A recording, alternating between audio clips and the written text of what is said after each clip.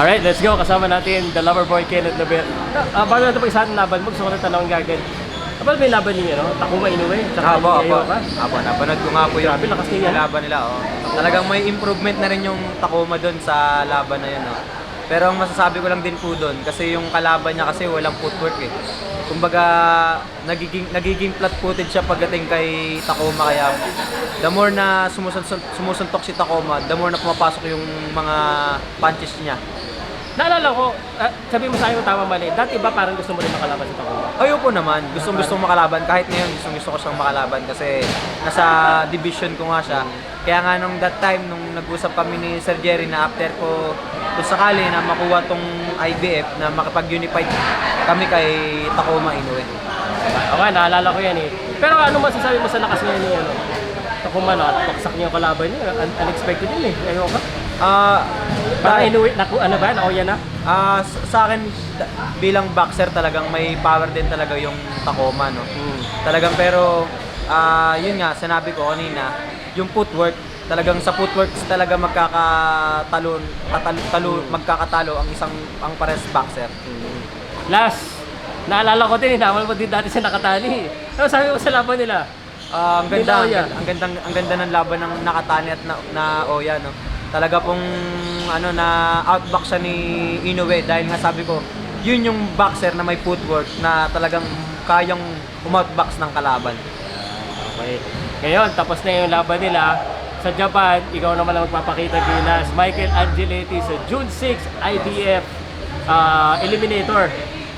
Ito, tinanong na kita kanina, ano naman expectation mo sa laban na to? Kasi yung kalaban mo, technical eh.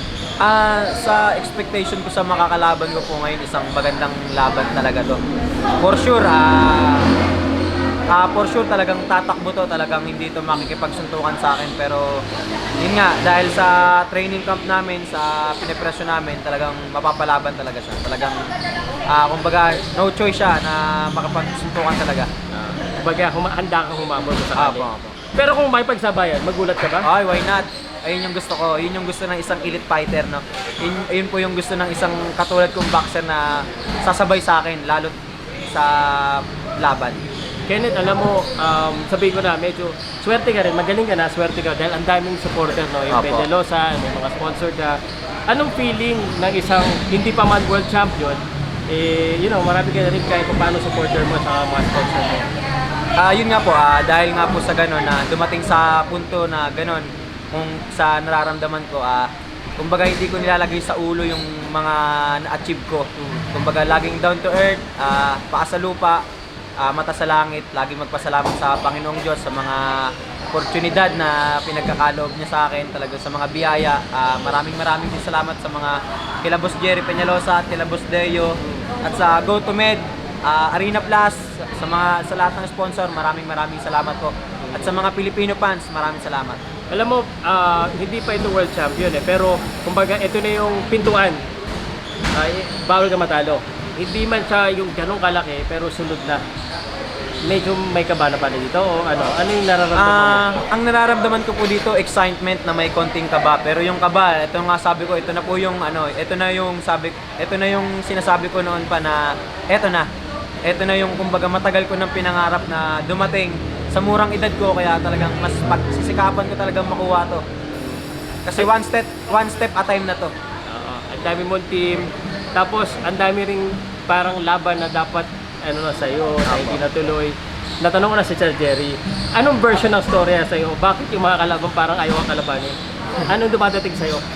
Ang siguro po, kaya hindi sila lumalaban sa akin siguro, dahil boxer may kinaayawan ka ring style.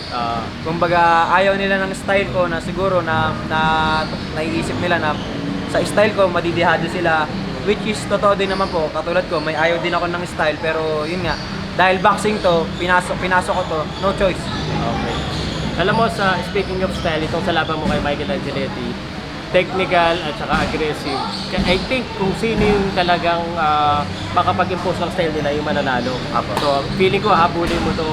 So, ang tanong ko sa'yo, posibleng tumakbo siya nito, handa ka bang humabol hanggang 12 rounds? Kaya ba ng stamina mo? Kasi nakita ko nagja-jogging ka, pero kumusta yung stamina? Importante yan, mga fans. Wala man. Siyempre po, yung tatakbuhan nila ako, no? Yung yun nga, sa 1 to 12 rounds na laban namin, kung nag-iisip yung iba na walang hangin, unang-una si Michael Angeletti, hindi pa siya nakalaban ng isang elite fighter. Okay. Hindi pa siya nakalaban And you ng... consider yourself Yes, elite? yes. Okay. Kumbaga, hindi pa siya nakalaban ng talagang mahihirapan siya sa laban. Kumbaga, nakalaban siya sa mga madali ang laban. Pero sa laban ko na to, for sure, 1 to 6, paangat, ubos hangin sa akin ni Michael Angeletti, kakatakbo. I like your confidence. Isa yan sa nagustuhan ko, pero you back it up. Hindi lang angas, pero may backup din. Ito nga, sabi mo, 6 round. Michael, so I expect bumabaksakin mo, parang gano'n ang dating. Sa akin Yun ang goal. Ayun ang goal ko. Yun ang goal ng bilang isang boksingero. Kumbaga, wala nang patumpik-tumpik pa na sasabihin na kung dumating man, hindi, kung tumama man, talagang babagsak. Talagang yun yung sisikapin ko na marating ngayong laban ko na mapabagsak ko siya. Then pag napabagsak ko po siya talagang, sabi nga, bukas wala nang boxing. Yung Japan, kinukumpara ka sa Pacquiao. Sina Jerry, si Dio, sabi mas magaling ka ba daw kay Pacquiao sa edad mo ngayon. Anong pakiramdam mo na gano'n ang comparison sa iyo ng maraming tao? Unang-una, nagpapasalamat po ako sa Panginoong Diyos dahil binayaan ako ng skills, ng talent na gano'n. At sabi ko nga po, hindi pwedeng yung mga ganong mga naririnig ko, hindi pwedeng ilagay sa ulo kasi mahirap na kasi baka lumaki yung ulo kaya laging lagay lang sa puso. Yes. Paa sa lupa, mata sa langit, then tuloy lang sa pangarap. At salamat kay Boss Jerry at kay Boss Deo sa nakitang skill sa akin at opportunity. How important? Parang doon ka sa Japan sumisikat eh. Kaya nga po eh. Anong important? Pag lumalaban ka sa Japan, ano bang ginagawa niyo doon? Ano ang Japan para sa iyo as fighting?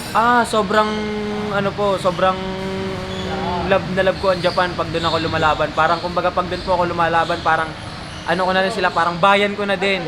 Kasi mas yung suporta ng Japanese is parang talagang, ang suporta ng Japanese is talagang totoo. Talagang mararamdaman mo na totoo kanilang love. Hindi kahit man makalaban mo yung kalahi nila, hindi tingin nila sa'yo dayuhan. Talagang pag nakita ka nilang magaling ka, talagang ina-appreciate nila. Yun sana yung mangyari dito sa atin sa Pilipinas. Manalo matalo man ng boxer, suportahan natin dahil para sa bayan natin. Yon, iba yung culture ng Japan eh. No? Totoo po. Ngayon, kailan mapunta sa Japan? Ang punta po namin sa Japan, May 30 po. May 30. So hindi pa kayo nag-uusap ng Michael Angeletti, no? Hindi po. Sabi niya nga sa akin, the next victim. The next victim. Ngayon, sinabi niya pala sa'yo, the next victim. Ano masasabi mo kay Michael Angeletti? Ayun nga, yung sabi niya sa akin, the next victim. Yung the next victim na sinasabi niya siguro, the next na magpapahirap sa kanya at magbibigay ng, sabi nga, hindi niya makakalimutan sa boxing. Sa karir niya. Amerikano si Michael Angeletti. Kenneth just says the next one that's gonna challenge you and magpapahirap is gonna make it hard for you now. Yes. Alright, so right Knockout! Knockout. Yan na. No interpretation for that, Michael. Alright. Siguro it's now time for you to para hingi tayo ng suporta sa mga fans mo dito sa Pilipinas at sa Japan. Sa mga kababayan namin dito sa Pilipinas at sa mga kapatid po namin sa loob ng Iglesia ni Cristo, supportahan niyo po ako sa aking laban ngayong June 6. At sa mga Japanese naman, supportahan niyo po ako sa aking laban. Magandang laban to, bakbakan to. Wala na, nakalimutan ko ba? At saka ko po pala sa family ko, maraming salamat po sa inyong lahat.